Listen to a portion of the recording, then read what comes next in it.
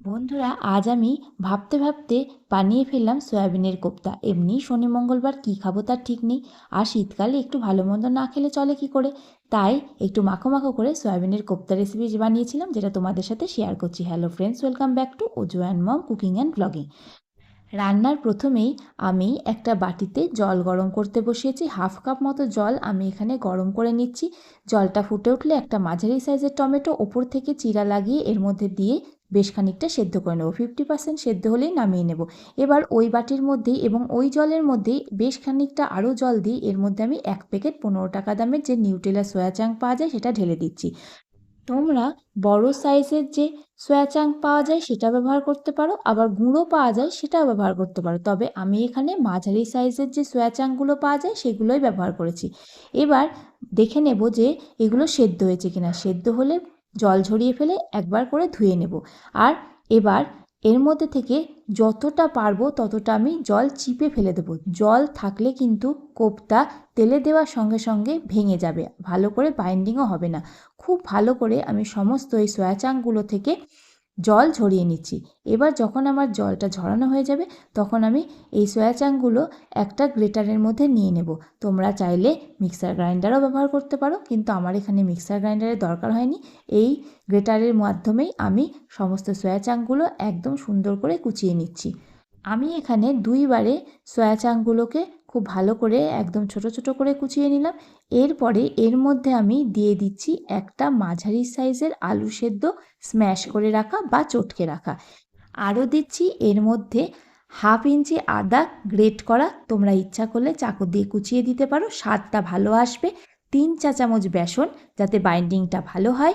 দিয়ে নিচ্ছি 1 মুঠো কিশমিশ, হলুদ আর স্বাদ মতো লবণ। সঙ্গে দিচ্ছি 2টো কাঁচা লঙ্কা কুচি করা। এবার একটু শক্ত করে মেখে নেব।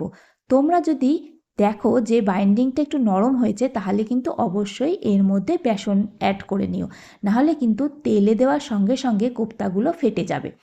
এবার আমি মাঝারি সাইজের কোপ্তাগুলোকে বানিয়ে নিচ্ছি গোল গোল করে।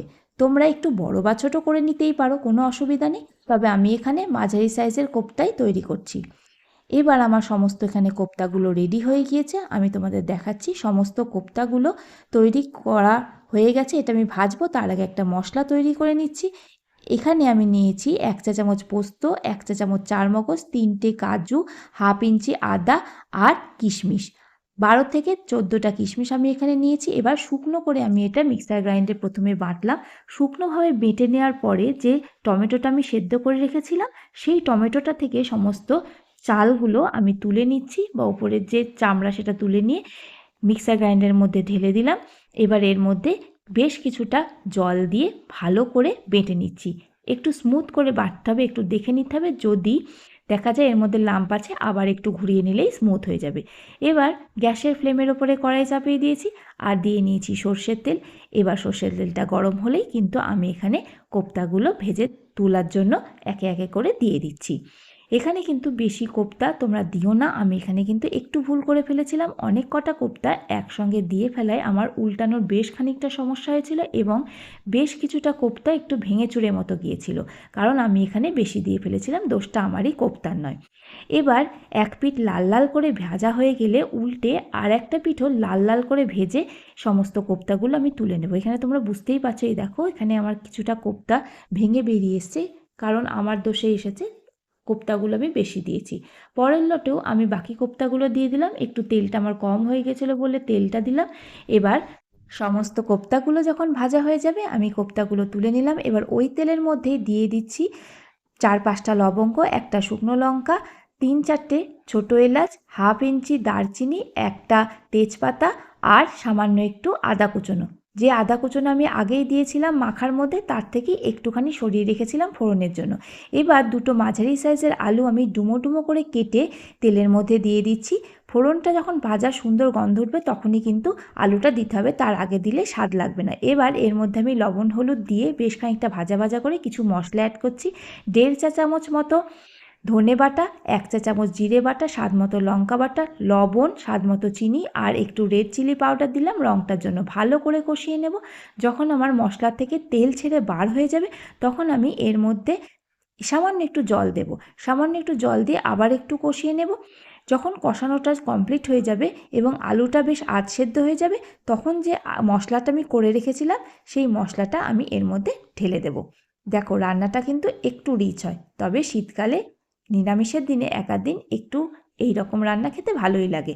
এবার নাড়িয়ে চাড়িয়ে আমি এখানে খানিকটা জল দিয়ে দিলাম, ওই মিক্সার গ্রাইন্ডারে যে বাটিটা আছে সেই ধোয়া জলটাই আমি এর মধ্যে দিলাম। এবার আমার যতটুকু ঝোল লাগবে আমি সেই পরিমাণে একটু গরম জল দিয়ে দিলাম। এবার ঝোলটা ফুটে ওঠার অপেক্ষা করব। ঝোলটা ফুটে উঠলে আমি দেখে নেব এর মধ্যে লবণ চিনি কী লাগবে। আমার এখানে একটু লবণ দরকার হয়েছিল, তাই আমি এখানে লবণ দিয়ে নিয়েছি। এবার ঝোলটার মধ্যে আলুগুলোকে সেদ্ধ হতে দিতে হবে। আলুগুলো যখন একদম সেদ্ধ হয়ে যাবে তখন আমি এর মধ্যে একে একে কোপ্তাগুলো দিয়ে দেবো, সাবধানে যাতে না ভেঙে যায়। কোপ্তা দেওয়ার পরে কিন্তু বন্ধুরা একদমই বেশি ফোটানো যাবে না, মিনিট 2 ম্যাক্সিমাম ফুটিয়ে নামিয়ে ফেলতে হবে। এর থেকে বেশি ফোটাবো মনে করলে কিন্তু একদম সর্বনাশ হয়ে যাবে, কোপ্তাগুলো আর খুঁজে পাওয়া যাবে না। কোপ্তাগুলো এতটাই সফট হয় যে বেশি পরিমাণে জাল এরা সহ্য করতে পারে না।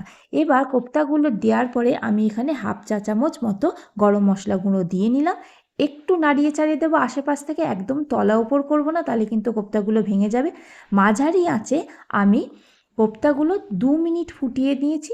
এবার আমি একটুখানি রাখবো একদম লো ফ্লেমে, যাতে তেলটা ভেসে ওঠে। যেই তেলটা ভেসে উঠবে ব্যাস আমার রান্না হয়ে গেল।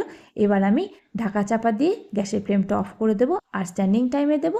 স্ট্যান্ডিং টাইমে দেওয়ার পরে দেখছো কোপ্তাটা দেখতে কতটা সুন্দর হয়েছে। শুধুমাত্র দেখতে নয় বন্ধুরা, কোপ্তাটা খেতে এত অসাধারণ হয়েছিল।